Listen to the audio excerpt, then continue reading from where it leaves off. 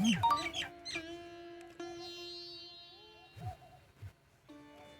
માતાજી, જય દ્વારકાધીશ। સૌરાષ્ટ્રની રજધાર કામળીનો કોલ। આ ગામનું નામ શું ભાઈ? નાગરચાળુ। ક્યાં રહેવા?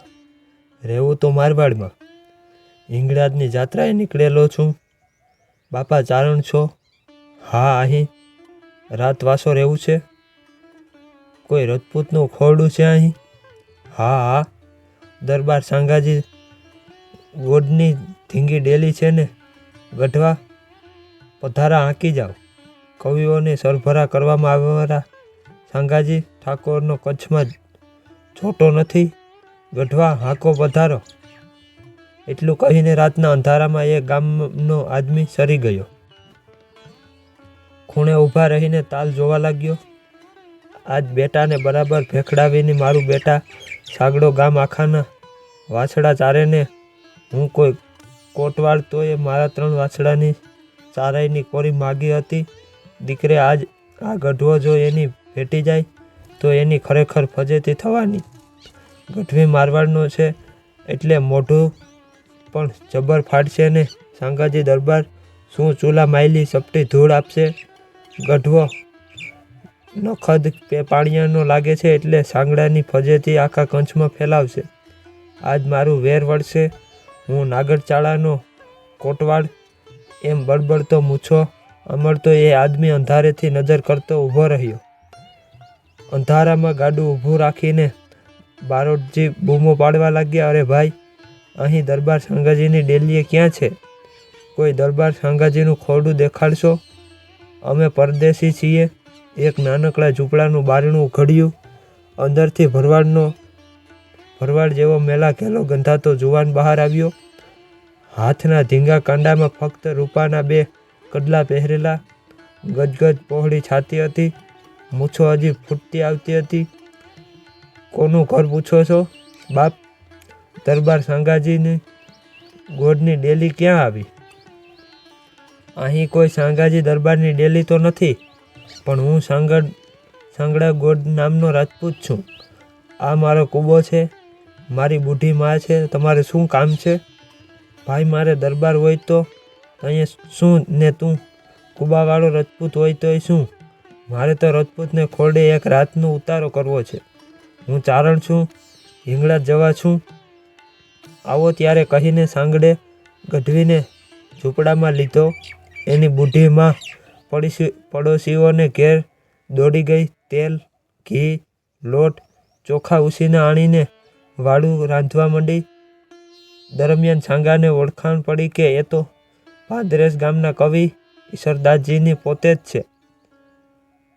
આપ પંડ્યેજ ઈશરદાસજી, જેને કચ્છ કાઠિયાવાડના મરુધર દેશના માંડવી ઈશરા પરમેશરા નામે ઓળખે છે। હસીને ઈશરદાસજી બોલ્યા, હું તો હરિના ચરણની રજ છું। ભાઈ, જગત ચાહે તેમ ભાખે। કવિરાજ, તમારી તો કંઈક દેવી વાતું થઈ રહી છે। એ બધી વાત સાચી છે?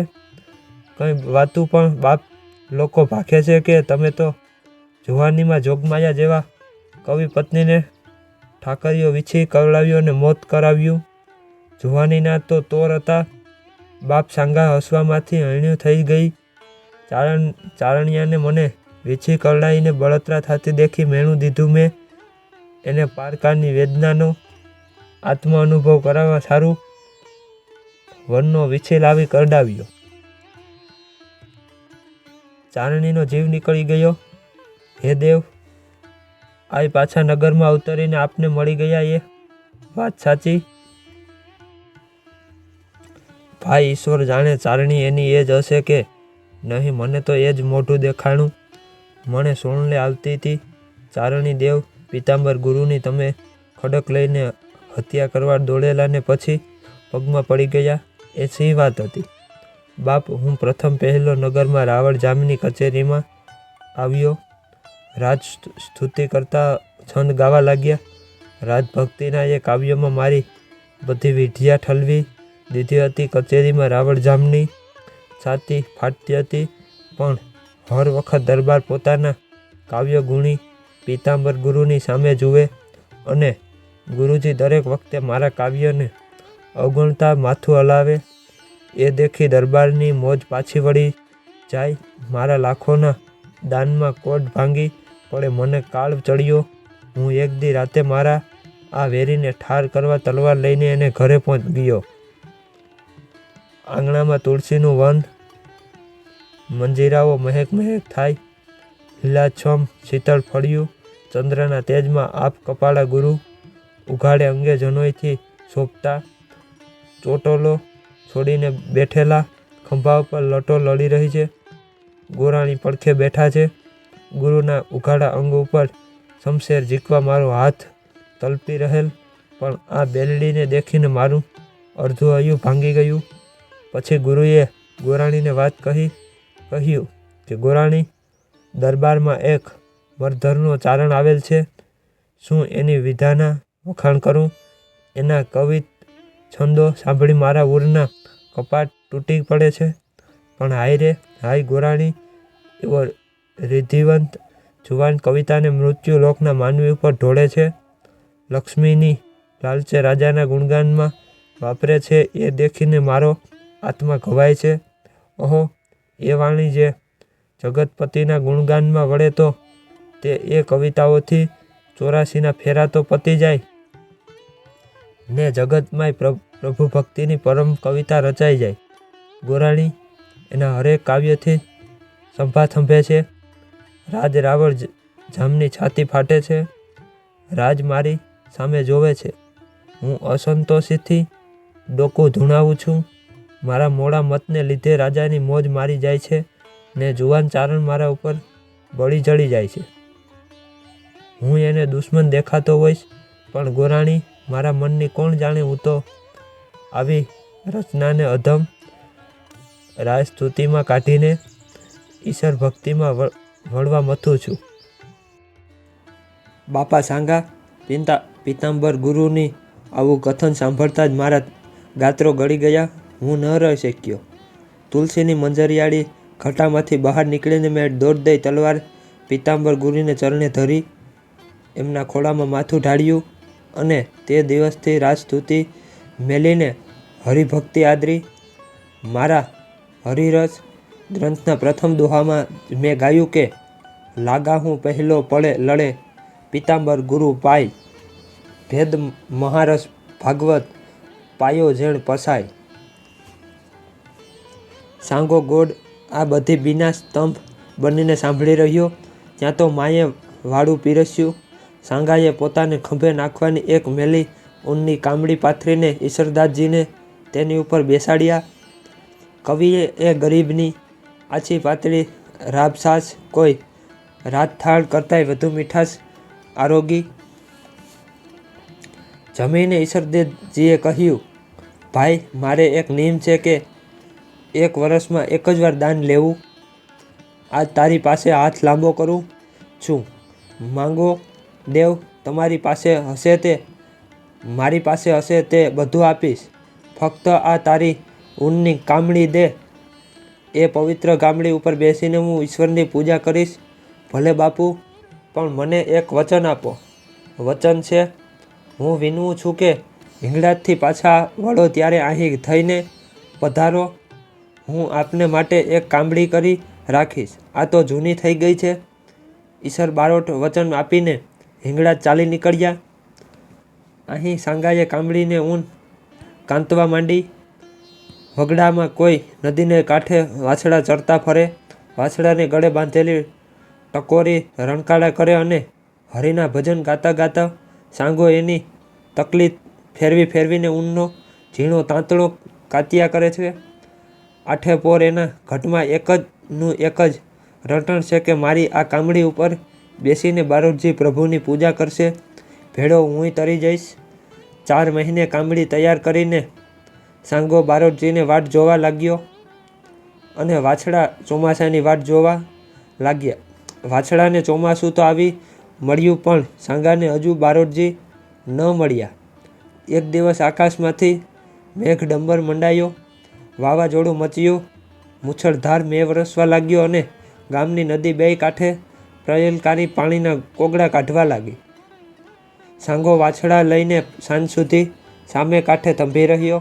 પછી એને લાગ્યું કે મારી માં ઝૂરશે, આ વાછડા અહીં ને અહીં થીજી જશે ને હવે બહુ તાણ નથી રહ્યું એમ વિચારી સાંગો વાછડાને હાંકી પાણીમાં ઉતર્યો. બીજા બધા વાછડા તો ઉતરી ગયા, પણ સાંગાએ જેનું પૂંછડું ઝાલ્યું હતું તે વાછડો મધવેણમાં લથડ્યો. સાંગો તણાયો. કાંઠે ઊભેલા લોક પોરાક કરી ઉઠ્યા. એ ગયો, એ તણાઈ, પણ એને બચાવવા કોઈ ન પડ્યું. પાણીમાં ડૂબકા ખાતો ખાતો સાંગો પૂરની વચ્ચેથી શું બોલે છે એને બીજું કાંઈ ન સાંભળ્યું. જળ ડૂબતો જાય સાદ જ સાંગરિયા દીએ કહે છે મારી માઈ કવિને દેજો કામળી. પાણીમાં ડૂબતો ડૂબતો સાંગો સાદ કરે છે કે ઓ ભાઈઓ, મારી માને કહેજો કે કવિરાજ આવે ત્યારે પેલી કામળી દેવનું ન ભૂલે. નદી આ વેણુ નાગ સાદજ સાંગરિયા દી તોસા કાંઈ ત્યાગ મને જોજો માંઢવ તણું.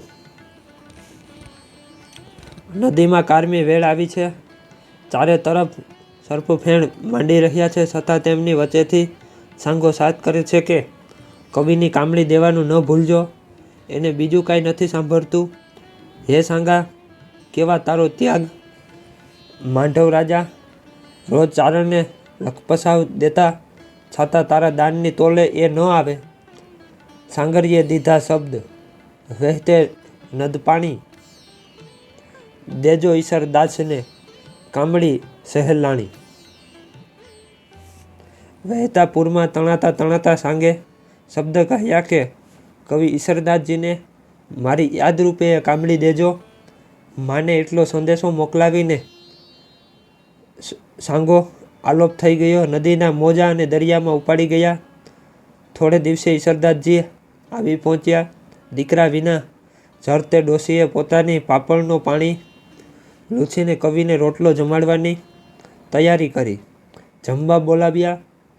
ઈશ્વરદાસને પૂછ્યું, સાંગો ક્યાં? ડોશી કહે, સાંગો તો ગામત્રે ગયો છે, તમે જમી લ્યો. બારોટજી ચતુર ચારણ ડોશીના આંસુ દેખી ગયો. એણે સાંગા વિના ખાવું પીવું હરામ કર્યું.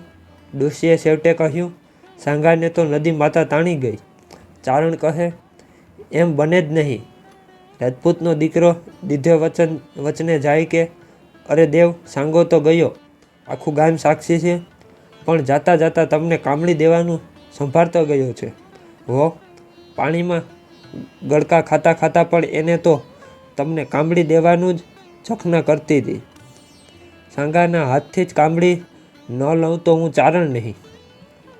ચાલો બતાવો ક્યાં ડૂબ્યો સાંગો. ડોશી કવિને નદીને કાંઠે તેડી ગઈ અને કહ્યું, સાંગો અહીં તણાયો. સાંગા બાપ કામળી દેવા આલ. એવા સાદ કરી કવિ બોલાવવા લાગ્યા. દંતકથા કહે છે કે નદીમાં નીરમાંથી જાણે કોઈ પડઘા દેતું હતું. કવિની ગાંડો માનીને ડોશી હસતી જાય છે, વળી પાછી રોઈ પડે છે. ત્યાં તો નદીનું પૂર ચડ્યું. પાણીના લોઢ પછાડ ખાઈ ખાઈ કોઈ રાક્ષસોની જેમ ગર્જના કરવા લાગ્યા. ફરી કવિએ સાથ દીધો, સાંગા કામળી દેવા હાલજે. મારી કામળી હરીને પૂંજાને મોડું થાય છે. આવું છું દેવ, આવું છું. આગેથી એવા અવાજો આવ્યા. જોવે ત્યાં એ જ વાછરડાનું પૂંછડું ઝાલીને સાંગો તરતો આવે છે. બહાર નીકળીને જાણે સાંગો ચારણને બાજી ઉઠ્યો પડ્યો. એના હાથમાં નવી કરેલી કામળી હતી. કામળી સમર્પીને સાંગો ફરીવાર મોજામાં સમાયો. ઈશ્વરદાને છેલ્લો દોહો કહ્યો, દીધારી દેવળ ચડે મત કોઈ રીસ કરે. નાગરચાળા ઠાકરા સાંગો તોળ ગોળ કસરે. નાગરચાળાના એ ઠાકોર, તમે કોઈ રીસ કરશોમાં કે હું સાંગાને એક કામળીને ખાતર એટલો બધો વખાણીને તમારો પણ શિરોમણી શા માટે બનાવું છું? કારણ કે એ તો ખરેખર દિલદાર ઠર્યો. દિલનો દાતાર હોય તેનું જ ઊંડું કીર્તિના દેવળ ઉપર ચડી શકે. આમાં દાનની વસ્તુ કિંમત નથી, પણ એકવાર મુખેથી કહેલા દાન મરતા મરતા પણ દેવા માટે તરફડતું એનું બલહારી છે. આ વાત અહીંયા પૂર્ણ થાય છે. જો આ વાત આપને ગમી હોય તો વિડીયોને શેર કરી દેજો અને દરરોજ આવી જ વાર્તાઓ સાંભળવા માટે આ ચેનલને સબસ્ક્રાઈબ કરી દેજો. મળીએ બીજી વાત સાથે. જય માતાજી, જય દ્વારકાધીશ.